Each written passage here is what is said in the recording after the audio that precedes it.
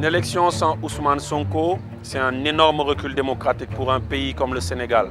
Et c'est un vrai recul démocratique. C'est clairement une condamnation à visée politique. L'élection sans Ousmane Sonko, pour moi, c'est un recul démocratique. Je ne suis pas assez optimiste pour une élection démocratique en 2024. Monsieur Ousmane Sonko fait l'objet d'un procès. Ce qu'on peut faire, et surtout ses militants, c'est peut-être croiser les doigts en espérant que les juridictions compétentes puissent se prononcer en la faveur de son éligibilité.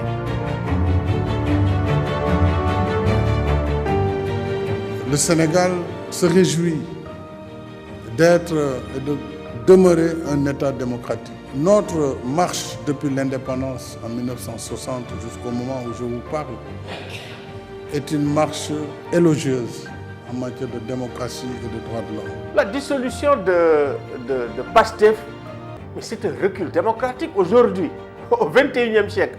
Mais on ne dissout pas de partis politiques. Dissoudre PASTEF et puis empêcher Sonko, l'homme politique le plus populaire, de participer, c'est ôter vraiment à cette élection un tout petit peu de sa saveur. On a vu aussi beaucoup d'intellectuels, oui, quelqu'un qui représente ce qu'il représente, on ne peut pas organiser d'élection sans lui. Mais ce n'est pas vrai. Une élection sans Ousmane Sonko, c'est un recul démocratique. C'est un énorme recul démocratique pour un pays comme le Sénégal,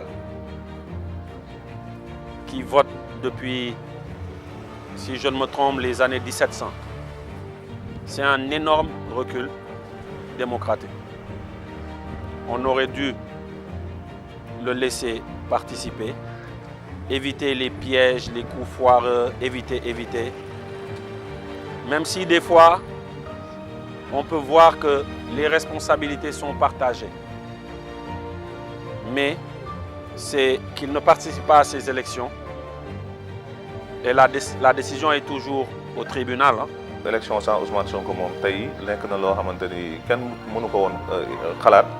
donc pour moi c'est un recul démocratique et puis tamit injustice amnésie parce que quoi qu'on puisse dire Ousmane Sonko majorité population bi ñom mom lañ bëgg donc ñuy dem élection sans mom lolu mom c'est inadmissible. Juridiquement, il est candidat. Légitimement, il est candidat. Mais quand on regarde aussi par rapport aux aspirations des populations, nous notons que rien ne peut l'empêcher d'être candidat. Il aura ses fiches, il va aller chercher des parrains, il va déposer sa candidature au Conseil constitutionnel et, Inch'Allah, au soir du 25 février 2024, il sera élu président du Sénégal. Non, je pense qu'il faut être réaliste dans la vie. Ils ne vont pas le laisser se présenter. Et l'erreur que font beaucoup, c'est de dire il va être notre candidat ABC. L'erreur qu'on fait également, c'est de dire si Sonko ne se présente pas, il n'y aura pas d'élection. Dans la vie, il faut être réaliste. Ils ne vont jamais le laisser se présenter. Maintenant, dans la vie, il faut savoir mettre de côté les émotions et réfléchir. Ousmane Sonko ne se présente pas. Ce qui est certain, il y a beaucoup de jeunes dans ce pays, il est leur espoir. Ils comptent sur lui pour que les choses changent. Et je pense qu'à un certain niveau, ceux qui ont en charge le pilotage de la candidature au niveau de PASTEF devraient réfléchir pour savoir qu'est-ce que nous faisons pour que cet espoir puisse être mis en œuvre demain pour qu'on puisse participer à la gouvernance. Si tant est que ce dont on parle est un projet, ça n'est pas lié à un homme. Mais c'est lié c'est un programme qui peut être conduit par n'importe quelle personne. Soit ils disent que maintenant on a décidé de manière courageuse qu'on a un plan B et c'est M. Untel qui va représenter notre courant à l'élection. On a vu dans des pays, c'est le cas d'Adama Barrow est là. Lorsque le parti des Barrow, de Darbo, que Yahya Jammeh craignait plus que tout, il l'a mis en prison. Mais ils ont mis en selle Adama Barrow, je crois que c'était même pas à 1 an des élections.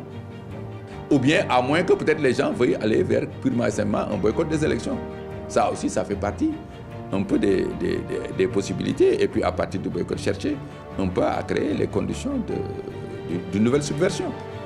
C'est dans la compétition, que ce soit la compétition politique ou la compétition même sportive. Mais c'est les champions qui viennent et à partir de ce moment-là, ça suscite de l'intérêt, les gens ils suivent, etc. Voilà. Donc laisser Sonko participer, mais c'est c'est aussi donner toute la légitimité à n'importe quel élu. C'est-à-dire que si vous laissez Sonko et vous battez Sonko à la loyale, mais vous êtes un président plein. On va vous dire, mais bon, voilà, il a gagné, il a gagné. Une chose est indéniable, c'est que Sonko est aujourd'hui sans conteste un phénomène politique. Sinon, si on peut le qualifier ainsi, le principal opposant, ça c'est clair. Moi, tout le mal que je lui souhaite, c'est qu'il puisse participer librement aux élections de 2024 et que la population sénégalaise puisse se prononcer librement et que cette affaire soit définitivement tranchée, que l'on sache réellement quelles sont les aspirations de la population sénégalaise. Mais cependant, vous n'êtes pas sans savoir qu'être principal opposant n'offre aucun privilège de juridiction ni aucun traitement de faveur. M. Ousmane Sonko fait l'objet d'un procès. Ce qu'on peut faire, et surtout ses militants, c'est peut-être croiser les doigts en espérant que les juridictions compétentes puissent se prononcer en la faveur de son éligibilité. Mais l'administration n'a fait qu'interpréter une décision de justice. Et comme le prévoit la réglementation, nos lois qui sont en vigueur, donc il a le droit de se pourvoir en cassation, donc après, en saisissant les juridictions compétentes. Je pense que c'est ce qui a été fait. On attend de voir la suite. Vous avez vu aujourd'hui, il est en train de faire des recours à gauche et à droite. Mais il aurait commencé par ça, prendre de bons avocats, créer les conditions de mobilisation citoyenne, non pas appeler à la violence. Peut-être que ça en serait mieux sorti. Il aurait, par sens tactique, décidé d'envoyer des gens au dialogue national. Je crois qu'on n'en serait pas à la situation actuelle. Mais aujourd'hui, je sais qu'il demande à dialoguer. Est-ce que ce n'est pas trop tard? Si vous ôtez Sonko, dans la démocratie représentative, il y a un certain nombre de choses qu'il faut analyser. La démocratie représentative, c'est que vous représentez la société, vous représentez des communautés, vous représentez soit des femmes, soit des jeunes, soit des cultures. Bon, quand vous voyez ce qui se passe à Ziguinchor, en réalité, si vous enlevez Sonko, les gens vont dire, ah, est-ce qu'on est représenté? Si vous voyez les jeunes par rapport à leur engouement, si vous enlevez Sonko, est-ce que nous serons représentés? Donc, on aura un déficit de représentation ou une absence de représentation pour des segments de la société. C'est pour ça que quand on dit démocratie représentative, la représentation de la société, c'est pour ça qu'on demande de l'inclusion. Tout le monde demande de l'inclusion. C'est ça la raison. Inclure Sonko, ça veut dire que Sonko va gagner. Ce n'est pas possible. Mais faire d'un enjeu l'exclusion de Sonko, un enjeu politique, et c'est ça qu'on a vu, et c'est ça qui a amené la violence jusqu'ici. Donc moi je pense que, et bon, on a vu aussi beaucoup d'intellectuels, oui, quelqu'un qui représente ce qu'il représente, on ne peut pas organiser d'élection sans lui. Mais ce n'est pas vrai. Abdoulaye Wade a été ici emprisonné. Abdoulaye Wade a été emprisonné en 88 au moment où on donnait les résultats. Pour des élections que beaucoup d'ailleurs estimaient qu'Abdoulaye Wade avait gagné. Avant 18h, Abdoulaye Wade était déjà pris et amené en prison avec la plupart de ses collaborateurs et de ses alliés. Ça, les gens l'oublient. Maintenant, si on insère des articles uniquement pour priver des droits politiques et civiques des candidats, cela fausse un peu la règle démocratique. Mais ce n'est pas tout. Parce que durant ce processus-là, il y a ce qu'on appelle la révision exceptionnelle des listes électorales. Normalement, à la veille d'une année électorale ou au courant d'une année électorale, ça doit durer 6 mois. Ici, pour la présidentielle de 2024, on a constaté que la révision exceptionnelle des listes électorales n'a duré que 3 semaines au Sénégal, alors que les électeurs pouvaient avoir 6 mois pour aller s'inscrire sur le fichier électoral. Donc ceci aussi, c'est un peu une tactique pour empêcher les primo-votants d'aller s'inscrire pour peut-être voter pour l'opposition. Mais je rappelle tout simplement à ce niveau qu'il faut aussi faire très attention, d'autant plus que dans un État organisé, les règles du jeu sont très claires. L'opposition, tout comme le pouvoir, doivent respecter conformément à la Constitution non seulement la charte fondamentale du pays, c'est-à-dire la Constitution, les principes de souveraineté nationale et de la démocratie. Il faut éviter de poser des actes qui vont dans le sens de la déstabilisation des institutions. Vous avez vu ce qui se passe aujourd'hui aux États-Unis, considéré comme la première démocratie au monde, avec l'affaire du Capitole, dans lequel l'ancien président Donald Trump fait l'objet de poursuites. Donc, à mon sens, je pense que tout ceci mérite quand même une attention particulière. Dans une grande démocratie comme les États-Unis par exemple, la justice peut poursuivre un candidat à la présidentielle. La justice peut condamner un candidat à la présidentielle pour crime de quelque nature que ce soit, mais cette condamnation-là ne peut pas l'empêcher de se présenter à une élection. Parce que c'est une élection présidentielle et c'est le peuple qui choisit. Le peuple a la liberté de choisir un criminel comme président, le peuple a la liberté de choisir un violeur comme président, comme le peuple a la liberté de choisir un individu sorti de nulle part. L'essentiel, c'est qu'il soit de nationalité sénégalaise. L'essentiel est qu'il soit en parfaite règle avec le fisc et tout ce qui s'en suit. Moi, je pense que si on laisse le droit fonctionner, c'est ça qu'on demande. On ne demande pas autre chose. Je pense que cette histoire ne devait même pas aller à la Cour suprême. Cette histoire ne doit même pas aller à la Cour suprême. Mais il faut que la Cour suprême quand même dise le droit. Parce que Ousmane Sonko, c'est un Sénégalais comme tous les autres Sénégalais. Souvent, on a l'impression que voilà, les gens là, ils sont sonkoïstes. Moi, je ne suis pas sonkoïste. Hein. Je ne le suis pas. Mais nous voulons sauvegarder la démocratie. Il y a 12 ans, on a voulu, par les mêmes méthodes, éliminer le président Macky Sall des élections. Mais on était à côté de lui.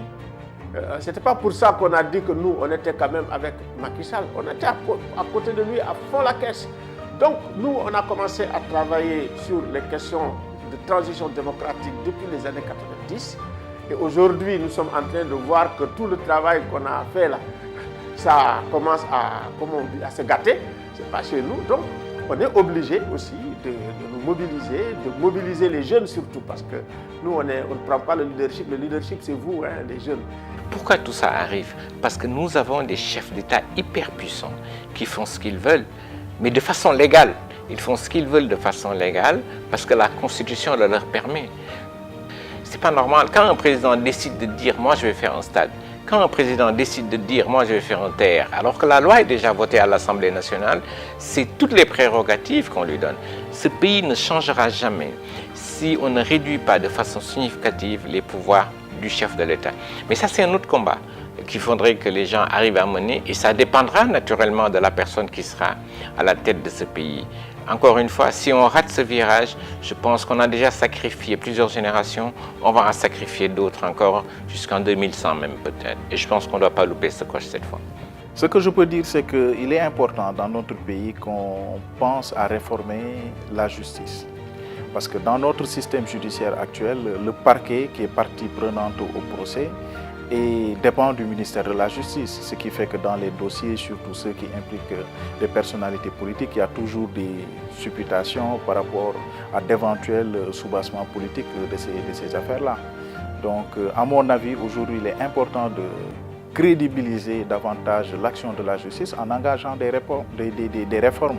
D'autant plus que ces dernières années, on a noté que le corps des magistrats demande incessamment qu'il y ait des réformes dans ce sens, et cela est quand même important.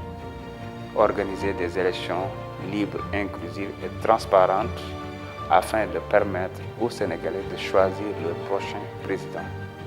Le président Macky Sall n'a pas le droit de choisir aux Sénégalais le prochain président. Il n'a pas le droit de procéder à une sélection. Nous voulons aller vers une élection présidentielle libre, inclusive et transparente. Mais ce que nous sommes en train de noter, en tout cas de la part de la DGE, particulièrement de son directeur, ne nous rassure pas, et pour nous, il est disqualifié pour organiser une élection libre et transparente. Le président Macky Sall l'a toujours réclamé. En tout cas, quand il était dans l'opposition, il faut un homme neutre pour organiser les élections. ce que le président Abdoulaye Wade avait accepté en créant le ministère chargé des élections. Donc le président Macky Sall n'a pas le droit de faire moins. Aujourd'hui, tout ce que nous lui demandons, comme il va partir le 2 avril 2024, avant de partir, il n'a qu'à organiser une élection libre et transparente, choisir un homme neutre, laisser les candidats passer, compétir, que la presse puisse organiser des débats programmatiques, que les Sénégalais puissent au moins choisir pour une fois et non démettre. Donc c'est tout ce que nous lui demandons. Le combat va devoir se continuer pour qu'on ait des élections inclusives avec Ousmane Sonko et les autres et que voilà, il n'y ait pas de sélection arbitraire par la justice ou par le parrainage et que les Sénégalais puissent librement choisir leur président. C'est ça la démocratie.